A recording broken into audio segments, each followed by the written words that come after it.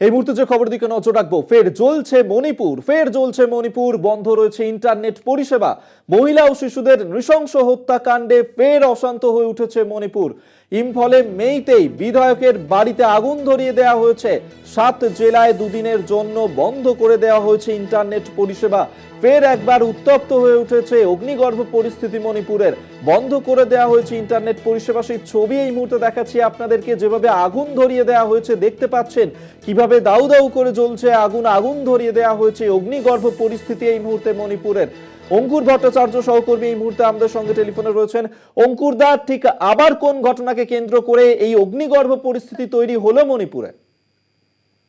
গত বছর মে মাস থেকে উত্তপ্ত ছিল মণিপুর, অভিক আমরা সকলেই জানি। এখনো পর্যন্ত অন্তত 200-রও বেশি মানুষের মৃত্যু হয়েছে।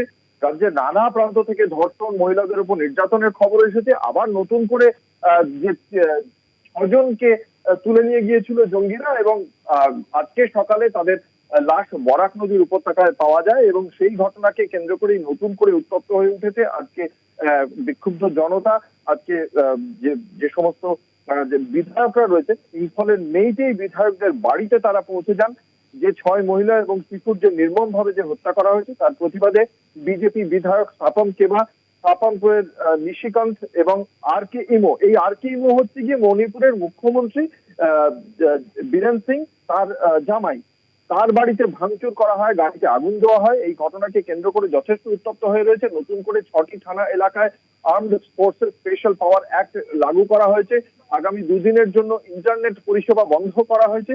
সব মিলিয়ে যথেষ্ট উত্তপ্ত মণিপুর, এবং এই পরিস্থিতিতে যেটা সাধারণ মানুষের একাংশ এবং বিরোধী রাজনৈতিক দলের একাংশের বক্তব্য, যে কেন এই পরিস্থিতিতে কেন্দ্রীয় সরকার এখনো পর্যন্ত নীরব। এটা মণিপুর বলেই কি এই নীরবতা দিল্লি বা মুম্বাই হলেও কি একই প্রতিক্রিয়া হতো? এই প্রশ্ন কিন্তু বিরোধী রাজনৈতিক দলের পক্ষ থেকে বারংবার উঠছে, যাকে এখনো পর্যন্ত বিজেপির পক্ষ থেকে কেন্দ্রীয়ভাবে এই ঘটনার কোনো প্রতিক্রিয়া পাওয়া যায়নি। প্রধানমন্ত্রী নরেন্দ্র মোদী এই মুহূর্তে বিদেশ সফরে রয়েছেন। তিনি অবশ্য এই বিষয়ে কোনো সমাজ মাধ্যমে কোনো বক্তব্য রাখেননি। এর আগেও মণিপুর নিয়ে তার দীর্ঘ নীরবতা নিয়ে বারংবার সরব হয়েছিল বিরোধীরা। শেষ পর্যন্ত 3.5 মিনিটের একটি বক্তব্য পাওয়া গিয়েছিল সংসদে দাঁড়িয়ে। তার আগে দীর্ঘদিন পর্যন্ত তিনি নীরবতা পালনই করেছিলেন কার্যত। এবং আজকের যে ঘটনা, সেই ঘটনার পর এই মুহূর্তে মণিপুর কিন্তু নতুন করে ফের উত্তপ্ত। অভিক, ধন্যবাদ অঙ্কুর ভট্টাচার্য সহকর্মী আমাদের সঙ্গে টেলিফোনে ছিলেন।